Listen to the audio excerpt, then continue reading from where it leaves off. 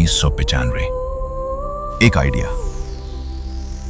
जो Indian cricket को हमेशा के लिए बदल सकता था, लेकिन उस वक्त उसे सिर्फ एक लाइन में बीसीसीआई ने रिजेक्ट कर दिया। आज वही आइडिया $12 बिलियन से ज्यादा का एम्पायर बन चुका है। लेकिन असली सवाल यह है, आईपीएल बनाया किसने? और क्या यह सिर्फ एक इंसान ने बनाया या बस एक इत्तेफाक था? 1990 के दौर था। ललित मोदी यूएसए में पढ़ाई कर रहे थे। उन्होंने एक चीज नोटिस की, अमेरिकन स्पोर्ट्स लीग्स का पावर। एनएफएल, एनबीए, ये सिर्फ गेम्स नहीं थे, ये $1 बिलियन बिजनेस मशीन्स थे, जिसमें city based teams, private franchise owners, TV broadcasting deals और एक ऐसा सिस्टम जो इंटरनेशनल मैचेस पर डिपेंड नहीं करता था। यहीं पर ललित मोदी को एक पावरफुल रियलाइजेशन हुआ, अगर अमेरिका में यह मॉडल काम कर सकता है तो इंडियन क्रिकेट में क्यों नहीं? यहीं से जन्म हुआ आईपीएल के आइडिया का। 1995 इंडिया लौटकर ललित मोदी ने अपना विजन बीसीसीआई के सामने रखा। आइडिया सिर्फ कॉन्सेप्ट नहीं था, पूरा ब्लूप्रिंट रेडी था। उन्होंने एक लीग प्रपोज की, इंडियन क्रिकेट लीग लिमिटेड।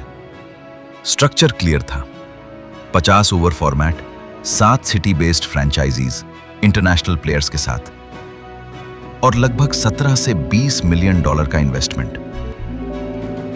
लेकिन बीसीसीआई का रिएक्शन सीधा रिजेक्शन। रीजन? क्रिकेट ज्यादा कमर्शियल हो जाएगा, प्लेयर लॉयल्टी खत्म हो जाएगी, बोर्ड का कंट्रोल कम हो जाएगा। और इस तरह एक रेवोल्यूशनरी आइडिया फाइल के अंदर बंद हो गया। ललित मोदी समझ चुके थे, सिस्टम को बाहर से नहीं अंदर से बदला जाता है। और उन्होंने एक रूल समझा, अगर बीसीसीआई पर पकड़ बनानी है तो किसी स्टेट क्रिकेट टीम का हेड बनना पड़ेगा। 2003 वसुंधरा राजे राजस्थान की चीफ मिनिस्टर बनती हैं। ललित मोदी और वसुंधरा राजे के बीच पहले से स्ट्रॉन्ग रिलेशंस थे। इसी कनेक्शन का इस्तेमाल करते हुए 2005 में ललित मोदी बन जाते हैं प्रेसिडेंट राजस्थान क्रिकेट एसोसिएशन का। और रूल के हिसाब से स्टेट एसोसिएशन का हेड मतलब बीसीसीआई मेंबर, यानी सिस्टम में एंट्री हो चुकी थी। 2005 बीसीसीआई के इलेक्शंस होने वाला था। एक पावरफुल नाम सामने आता है, शरद पवार। ललित मोदी उनका खुलकर सपोर्ट करते हैं और इलेक्शन के बाद शरद पवार बन जाते हैं बीसीसीआई प्रेसिडेंट और Lalit Modi BCCI vice president. अब उनके पास था पावर, पोजीशन और डिसीजन लेने की अथॉरिटी। गेम अब शुरू होने वाला था। इसके बाद एंट्री होती है सुभाष चंद्र की, जी के मलिक।